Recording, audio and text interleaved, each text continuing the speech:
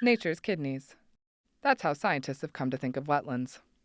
So it comes as little surprise to many that constructing wetlands along farm fields has proven to be one of the most effective ways of cleaning water from tile lines. By most estimates, Illinois is the largest contributor of nutrients to the Gulf of Mexico dead zone. More than 400 million pounds of nitrate nitrogen leave the state through the Mississippi River system each year. According to the Illinois Nutrient Loss Reduction Strategy, the bulk of that comes from the tile-drained region of central and northern Illinois. Wetlands reduce nitrogen loading through a process known as denitrification. Bacteria living in the sediment convert nitrates in tile water into dinitrogen gas, which makes up 78% of Earth's atmosphere. At the smaller wetlands, 3%, 2% of the drainage area, we can expect somewhere between 25–30% reduction. That's what we're seeing on average on an annual basis. Larger wetlands, we're seeing up to 50% and even as high as 60% reduction. So somewhere in that range, depending on the size. Under cold conditions, microbes work more slowly. So when we have either snow melt events, January and February, or even rain events in the cold winter months, there are some days what nitrate enters into the wetland simply went out. It's too cold for the microbes to do any denitrifying. But if we get rain events in May, June, and even July that produce tile flow and carries nitrate into them, then our removal rate's much, much better. And in July we'll have 90% or more of the nitrate that enters into the wetland be removed. Wetlands can be placed in edge-of-field buffer strips or areas where high levels of moisture make the land less productive. A typical constructed wetland consists of a shallow depression with a level bottom and grass-covered berms separating it from the field and river. Water-tolerant vegetation is then added or allowed to establish naturally. These systems, when you build them, all the construction materials exist on site. You don't import anything. The soils are here, you build the berms with that we're standing on.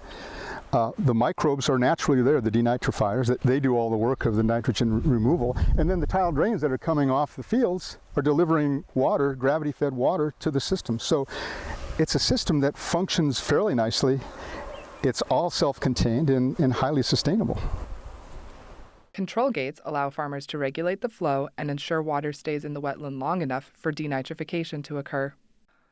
A 1-acre wetland effectively treats water from roughly 20 drainage acres and costs around $8,000 to $12,000 to install. Financial assistance is available through the U.S. Department of Agriculture. The upfront costs of constructed wetlands are pretty high. And so when you see that price, it's kind of scary, but you have to realize once you build these systems, they work and they last forever.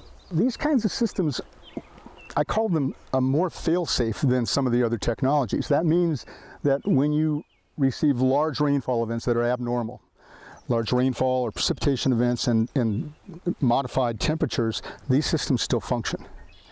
And many of the other treatment systems don't. And so that's important to know that once you put your money into these systems, they'll work. Once constructed, wetlands begin removing nitrogen almost immediately and require little maintenance. The main thing is to keep the buffer area around the wetland mowed, to try to keep some of that woody encroachment out, so keep willows and other trees from growing in. They can reduce the integrity of the berms that are around the wetland, and you don't want that to happen. You don't want your berms breaking down over time. That's the biggest maintenance issue we've seen. Other than that, the wetlands really, this area historically was wetland habitat. It was pretty marshy, so they're really just kind of restoring some of that landscape function. They fit well into the landscape, and they pretty much maintain themselves.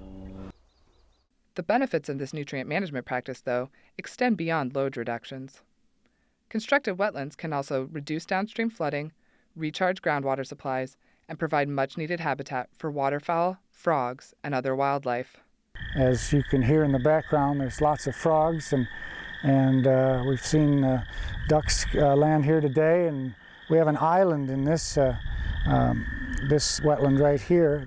Then there's a goose on the island right now, sitting on her eggs. And so if you like wildlife, wetlands are really a great thing to have. There's a hesitancy about the idea of a wetland. The idea is different and new. But of the landowners we've worked with that have put in these wetlands, they end up really loving these wetlands.